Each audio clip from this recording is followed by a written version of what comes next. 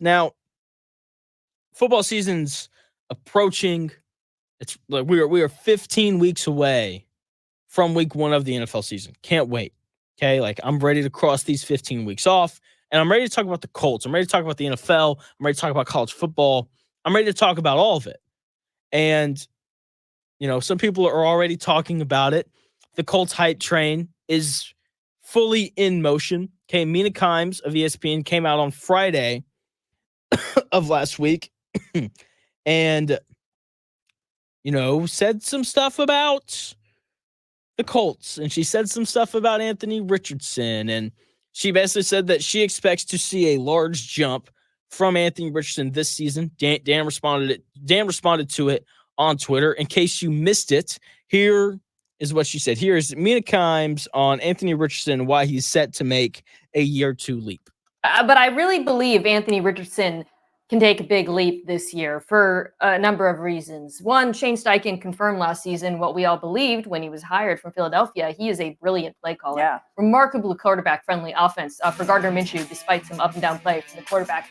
I thought it was very encouraging to see that Colts offensive line play more like they did back in 2020 or so, or before then, after some regression, which is, of course, meaningful for Richardson.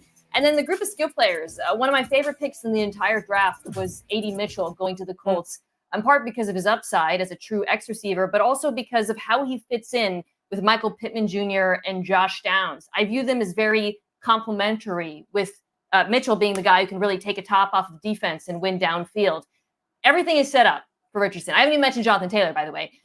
He just has to take that leap, but I think he is entering a situation where he will be set up. That was Mina Kimes of ESPN discussing Anthony Richardson and why he's set to make a big leap. And she highlighted a lot of things that you're going to hear people say about the Colts that are good. Shane Steichen appears to be a brilliant play caller. Okay, he won 9 games last year with Gardner Minshew as his starting quarterback. Gardner Minshew, he's a backup. He's a really good backup. Okay, when you win that many games with a backup, then you're doing something right. Okay, like they're going to say that he's in a quarterback-friendly system. And look, I don't know enough about football to tell you whether or not it's quarterback-friendly, but what I can tell you is that Jalen Hurts wasn't very good, and then Shane Steichen showed up, and Jalen Hurts got better. Okay, and Gardner Minshew was a career backup who kind of bounced around. He's kind of like the new Ryan Fitzpatrick, okay, high-end backup, low-end starter. And he shows up, he plays for Shane Steichen, and he puts together a really good season to a point where he can now go compete for a starting job in Las Vegas. Okay, so I don't know if the system is quarterback-friendly or not. What I do know is that Shane Steichen appears to be really good at his job. Okay, the Colts offensive line was good last year, should be good again, I guess. They have a good group of skill position players around Anthony Richardson, Michael Pittman Jr., who I've discussed ad nauseum on this show and on Dan's show. I think he's really good too. Don't think that he's quite a 1, but he's back. He caught over 100 balls last year. Josh Downs is back. He should be better after coming off of a really good rookie campaign. And then A.D. Mitchell, everybody keeps saying, was a fantastic pick in the second round of the draft. And, of course, Jonathan Taylor's back and healthy, and hopefully he's going to play more than, 6 games or however many he played last year. Everything is set up for Anthony Richardson to be good. I will agree with that fact. Okay, the thing that I want to see, though, is what kind of quarterback is Anthony Richardson? Okay, is he a quarterback that elevates the roster around him, or is he a quarterback that is elevated by the roster and the coaching around him? There are quarterbacks like Patrick Mahomes and Josh Allen and Lamar Jackson that it doesn't matter who's around them. They're going to elevate the players around them because they're just that good. Okay, we saw Mahomes do this last year, right? Like the Kansas City offense didn't have much talent outside of Mahomes and an aging Travis Kelce. And they won the Super Bowl because they were able to score points when they needed to. We've seen Josh Allen elevate a mediocre, talented Bills team for the past few years, right? Like outside of Stephon Diggs, they haven't had very much talent up in Buffalo surrounding Josh Allen, and they've still won a lot of games because Josh Allen is a really good player. Okay, Lamar Jackson has done it too. Before this year, Mark Andrews was really his only reliable receiving threat. Okay, and then this year, they go out and they draft Zay Flowers, they bring in Odell Beckham Jr., and all that kind of stuff, right? And because of that, Lamar Jackson had one of the best years of his career. But either way, when the talent wasn't as great around him, he was able to elevate those guys.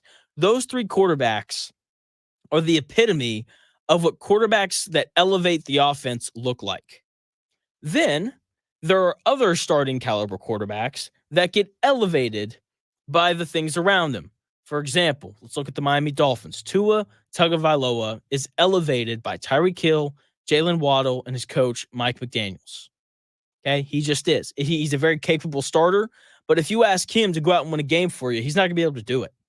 Okay, Brock Purdy is elevated by Kyle Shanahan, Deebo Samuel, George Kittle, and Brandon Ayuk. Okay, Jalen Hurts, he's elevated by Devontae Smith and A.J. Brown.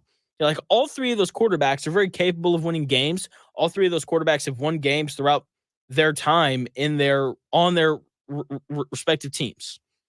But they had to be supported properly. Mahomes, Allen, Lamar, they are the support. Like that's what they are. They can just go be great despite having a lack of talent around them. And that's why they're three of the best quarterbacks in the NFL. And that's why their teams always have a chance at making a run to the Super Bowl. And the question I have is, into which of these two categories is Anthony Richardson going to fall into?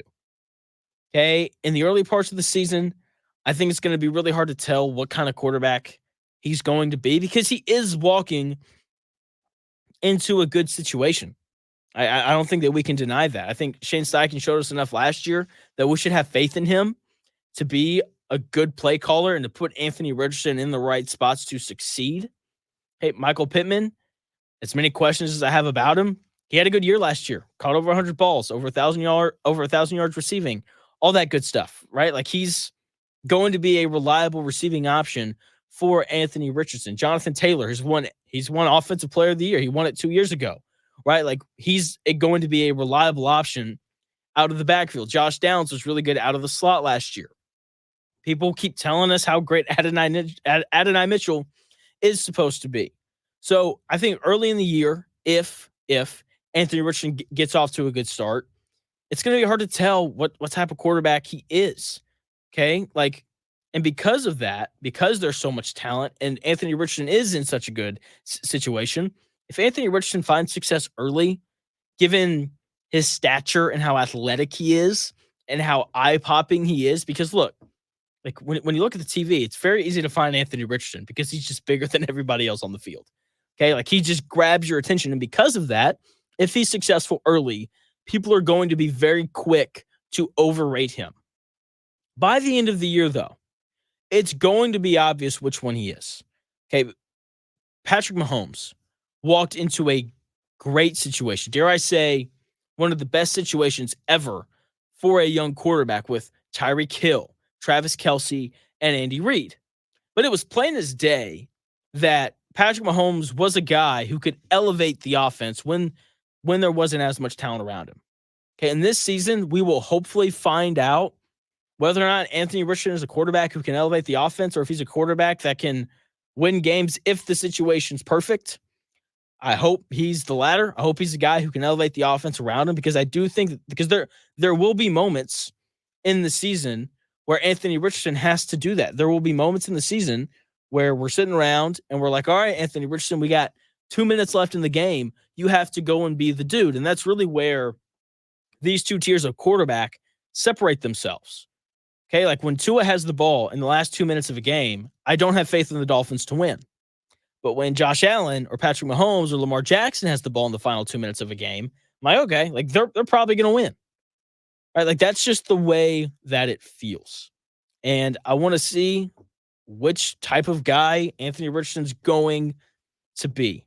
Okay, is he going to be a guy that is capable of putting teams away, or is he going to be a guy who like has to kind of be in the perfect situation to win?